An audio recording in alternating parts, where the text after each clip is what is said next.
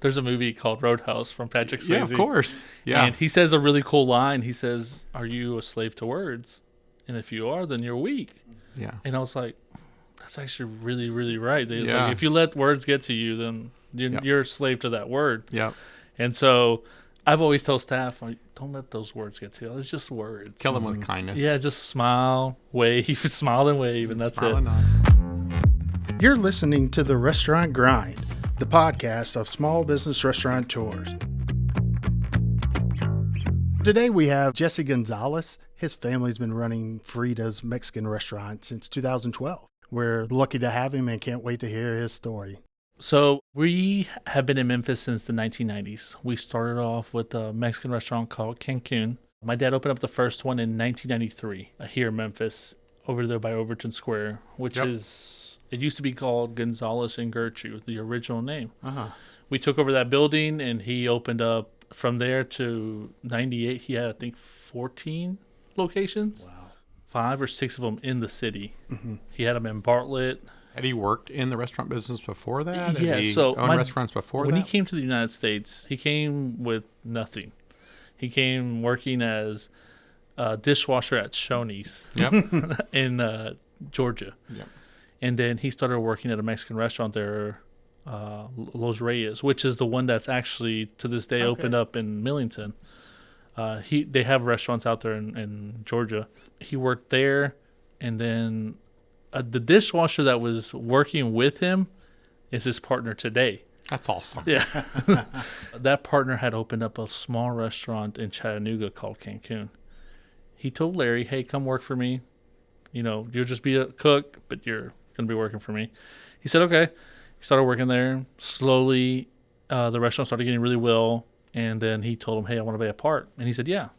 And then his partner opened up another one, but didn't tell him. And then my dad bought a part of that one and slowly bought like 10.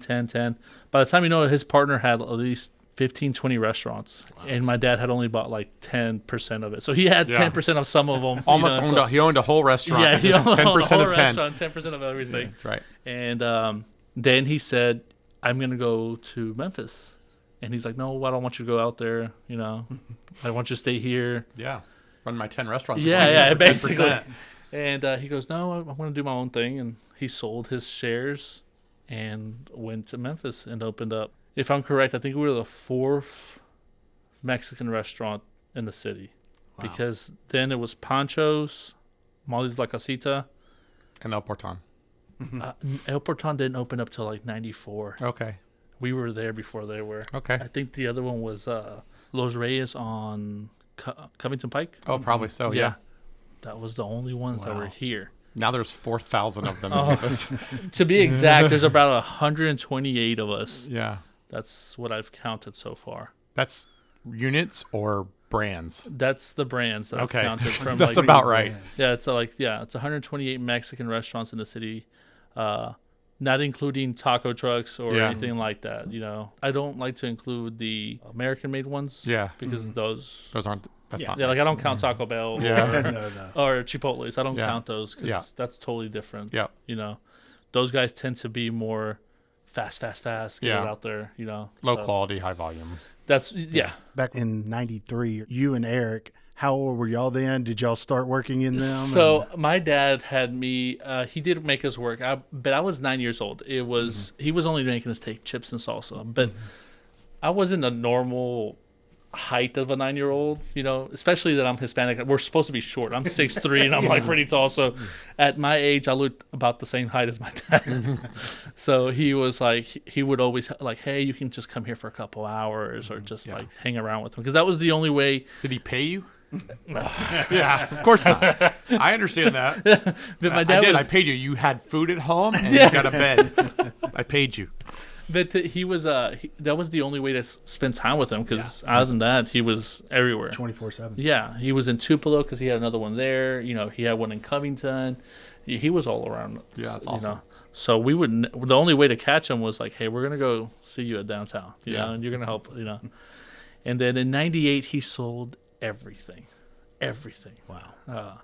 Too much stress or what made him he sell was missing out on, you know, us kids growing up. Yeah. I mean, he had my sister in 1993 And he hadn't seen her because he was just basically on his days off. It was, go, go, go, go. And back then they didn't have cell phones, so Oh, yeah. Yeah. you had to be at home waiting for a phone call. Hey, the one in Tupelo is missing this. Hey, the one in Collierville doesn't have this. Line cook didn't show up, or Yeah. all the stuff. Oh, yeah, And- you just made it happen. Yeah, he made it happen. He had to because he had no help or support from someone to say, oh, I got you, But he didn't, he sold everything in 98, and then he opened up Margaritas in 2005 on Union and McLean. And he sold the other two Fiestas to put all of his marbles into Margaritas. We were actually partners with the guys who owned Margaritas at the time. And we started there.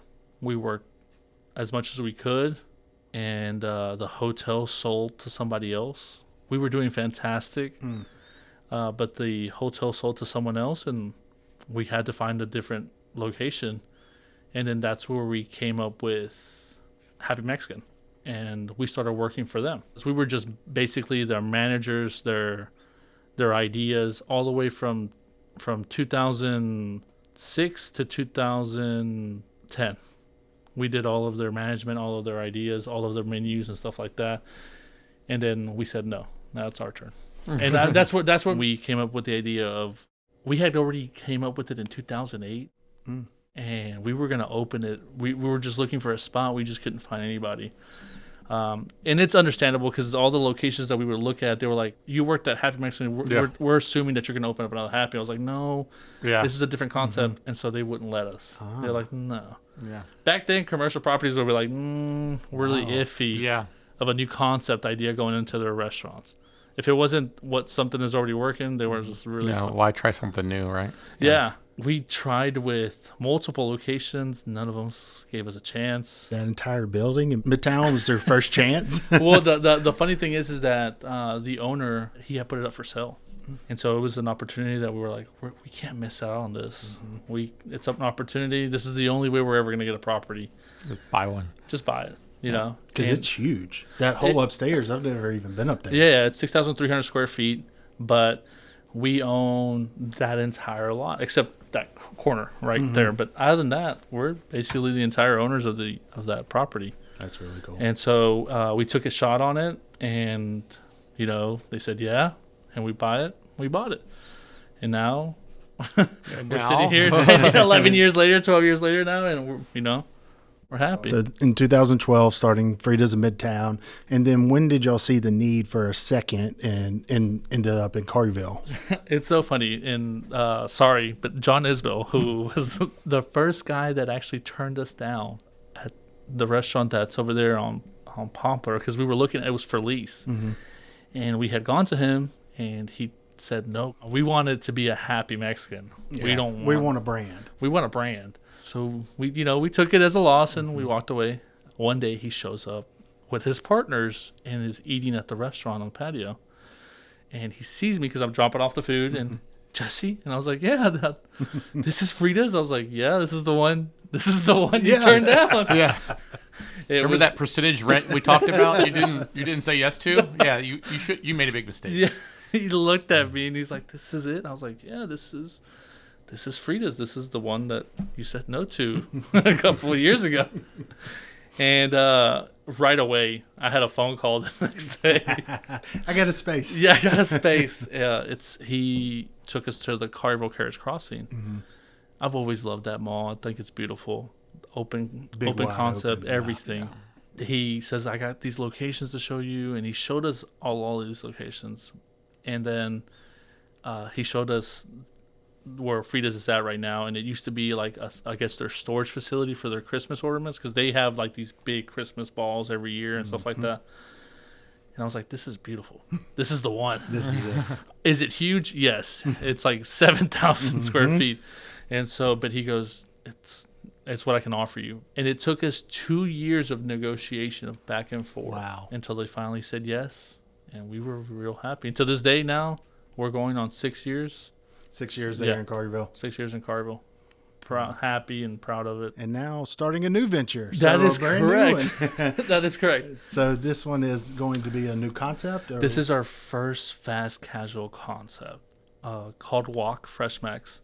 And we're trying to franchise this. Everybody's Mexican restaurants or all these fast food Mexican restaurants are just serving typical things.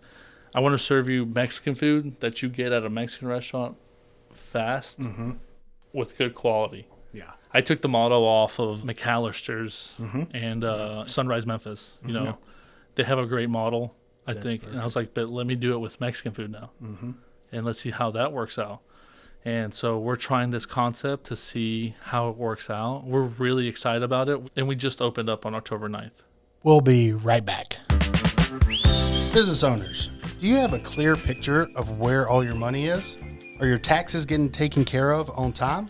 Clarity and consistency are key when it comes to getting the most out of your books. With detailed monthly financials and ongoing advisory services, Patrick Accounting is here to help you make more money and keep more of it. Learn more at patrickaccounting.com.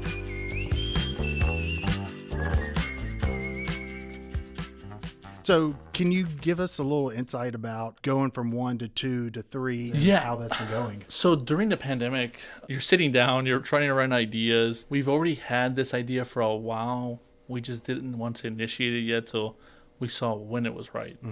We were already looking for our third location for Fridas. We still are. After what happened at the Lake Districts, you know, their whole thing debacle, it just took us out. So I was like, well, let's work that second concept. Because we had just signed off on it and like, hey, you know, we have this weird concept that we've been working on for a while. Where can we try this out? And during the pandemic, we ran ideas the entire time since we were had a test kitchen. 4 months of sitting there, how to do things differently. And of course, that's when we noticed, hey, we can do this concept. It's not that hard. Yeah. We can still have a full service restaurant, but we can still do this fast food concept, takeout fast food. And then, of course, the state had approved the alcohol to go. Yeah, margaritas to go is a big deal. It was till July, till they took it away from us. We could have work on the lobbyists, get that back. We would do anything to get that back. Yeah. Some of the Mexican restaurants didn't do it, which was pretty weird. Y'all don't understand that's a big push. Yeah. So obviously, there's challenges opening up from 1 to 2 and 2 to 3. Especially opening up a different concept was a big challenge. It's been almost, like I said, another 2 years in the process of making this concept, but it has been a challenge too. It has given me setbacks. It has shown me that it's not easy to open up a different concept. It is not. There's a lot more things to go look at, menu ideas, how to make it better, how to make it smaller. You know, it was a challenge. I went from 7,000 square feet to 2, you know, and so it was a big challenge for us. Yeah, it's about turns and keeping your square footage super well efficient. Yeah, and I'm assuming just the model of who you have on your team to help you work on that. Like they have to have the same vision with you of, okay, this is what this is going to look like. This is why we keep the menu the way we do. This is the way we want to have this efficiently run through the shop. Yeah, just having a different POS system was a challenge for us too. We worked with the same company for years, and then now we're changing to a different one to be more efficient. To be What'd you end up deciding on? Toast. Yeah, and the other ones are which ones? Adello. Yeah. So we're changing over from Adello that we've been with for, ever. Yeah, we were there when they started back in 2000, and here we are now, and now we're like, hey, they have more modern. Toast is way ahead. Things have changed in 23 years. Yeah. That's a big paying from your table and the efficiency of the ticketing system to all the data you get on the back end for how you're, what you're selling and all the information. Ours was the chef, the extra chef was what sold you. Sold it. It sold me the most because that's now you know your direct food costs. And that is correct. Yeah. That way you're able to keep everybody in check. It's basically checks and balances because we like Extra Chef a lot. It's been a great tool for our clients that use it, and it makes a lot of our job easier as well because we have to chase down items. Yeah. When you're actually buying and selling, it's kind of make sure we know what those things are. It'd be good to know. And the good thing is it shows you, hey, you're buying way too much. You're selling, you don't sell that enough of this or stuff like that. So that is what we wanted to show where we're at. Because you can do it manually, but sometimes it's too lagging anyway. You don't have, it's not real enough data if you're not getting into it right on top of it every day. And yeah, it's super important. Yeah, I know that most Mexican restaurants, because we all have a similar style. It's just a different name on a different dish. But when it comes down to it, if you're not focusing on it, the details, you could be missing out on thousands of dollars. Yep. So managing food costs, obviously it's all about food costs and labor costs in your business, right? What is the data you're getting and how are you driving decisions based on the tools you're using? So basically, right now we're hand doing it. It's all old school, but we're bringing it into the 21st century, like what's it called, like toast. Yeah. Because meanwhile, right now we're just doing it with hand, watching everything. Whatever Adelo puts on the system, it's your time cards and stuff like that, reports and stuff like that. We go through that. But when it comes down to food costs or liquor costs, it's just basically guesstimating, Yeah. Are you guys looking at maybe making a change to toast on the other two? Yes, we are. I've been telling our bookkeeper, Carol, for a while that, hey, we're changing over. Just give us some time, because I've literally grabbed everything I could to focus on Guac and, try to make sure that that's, perfect. I just literally... Carolyn will be very happy. Yes, Kevin would. Well, we have a lot of Toast clients. I mean, there's a lot of different point of sales that are really good. We have a good relationship with Toast and how it interacts with all the other tech that we use. But yeah, I think at this point Kevin is really mad at me. So I think we are happy with. We like it when Kevin's upset with everybody. It's fine. Give him a hard time as much as you can. Tell him to work harder. Yeah, come on. What's taking you so long? So. How do you see this Guac going? Like you talked about franchising it. Like, that's right. Are there any bumps that you're going through now, like testing that? Franchising it out, we haven't figured out how to do it yet, but we did have the knowledge of the food.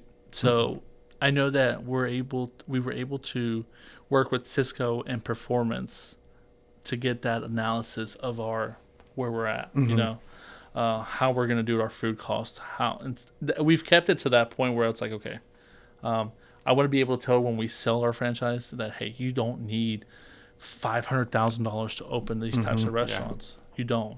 You honestly need, $250,000 or less. That's what we've kept, like, somewhat of a record, and you saw it. Like, I'm really trying to keep it a really clean record to show you, hey, you don't need that much to open up a restaurant, especially a Guac. Yeah. You need this much to... Because that's the fear everybody else sees. People working in the restaurant industry for 10, 20 years now, and they're like, I can never do it.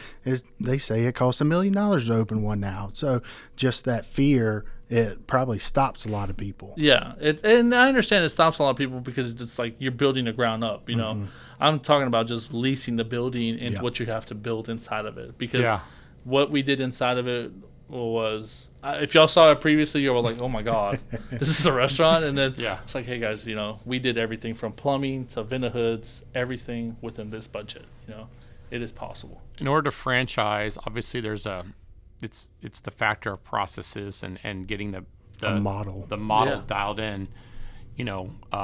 As you guys test that and get some results now that you've been open a couple of weeks, part of that big step will be laying down the groundwork for the future franchisee of this is the model we're running, this is the procedures you run, this is how everything's laid out. What's your thoughts around like creating the book of how to run these things? How do you foresee that happening? Well, that's so far it's been easy, easy so far. Just saying it is easy, but doing it is what the hard part is. The only issue I'm having is how to pitch it to somebody. Franchisees. Yeah. How to pitch it to them. That is my issue right now. Other than that, the work ethic or how we need to work or how everything need to be done, that was pretty simple because of Fridas. Yep. So we already have that down. We already have a book down from them. Do you think it would make sense, realistically, you're going to open up multiple units of those yourself before you start to franchise elsewhere, so you have a repeatable model that you can prove? Then as you open the new ones, then you start, okay, I'll get the franchise process takes a long time. Yeah. Because you have all the state regulations. Every state has to have their own say into how a franchise operates and the rules you have to follow and all that stuff. Or you're looking at true like just partnerships where you basically partner with them and you I want to go national if I could. I want to go big because I want to show people that, hey, you're getting a nachos from Taco Bell. Yeah. That's not how you serve them. You Yeah. know, a burrito that you get from, Chipotle's, that's not how you get it. This is Yeah. how you get it, Yeah. That's what we're going after. Yep. I think know. as soon as you build that brand, get to 2, 3, 4 locations in this area, you'll have people coming to you. Yeah. Yeah. That's typically what I've seen. When I worked in the restaurant for 10 years, they started and built a franchise model, and it was your next GM that's wanting to move up. Like your father started, Yeah. when you say, started as a dishwasher, went to another guy and started as the line cook, and is like, well, I'm going to go over here and do 10% here, learn from him, and then start doing Yeah. your own. Yeah. You'll have that just internally, I think, with your employees. Yeah. For sure. The people that help people franchise will start like, this is an interesting concept. We've got 4 or 5 of these. I can see this. We've had our clients that have gotten to the point where they've got, 10 of one concept or whatever. And like people that are helping, like that have interested and reached out to them from a backing of how to fund the growth of a franchise, but also how to set it up and structure it legally and all the fun stuff that goes along with that. So there's a bunch of support there. Man, it's an exciting story to hear. I love the you have an entrepreneur mindset. Yeah. It's the all in. We talk about this a lot, which is like owning a restaurant is 24/7. It is. Yeah. It is. And it's been hard, especially the past 3 years, because of staffing issues. So you're more there. Of course, now you have to be more there because, prices are up and down. Yep. You can't just buy from certain people because they'll just jack up the prices. Yep. I think the past year it has come, a little bit. But, at the same time, when that calms down, that means customers also calm down. Yeah. Because there's no more money, there's no more Yep. of this extra, so it's got to get back to work. So Yep. we start seeing us stabilize again. Definitely, for sure. And Well, so we're excited for the Guac future and being able to partner with you on that and continued success. oh no, thank you. So, we are too. Thank you for your time and sharing the story of the Gonzalez family from from a long time from the 90s on, and running Chip and Salsa to running your own restaurants. Yeah, no, thank you. Absolutely. Thank you, Jesse. We hope you enjoyed this episode of the Restaurant Grind. If you did, please hit that subscribe button and leave us a rating on your podcast player. Doing so helps our stories inspire more people in their restaurant grind journeys. We'll see you next week.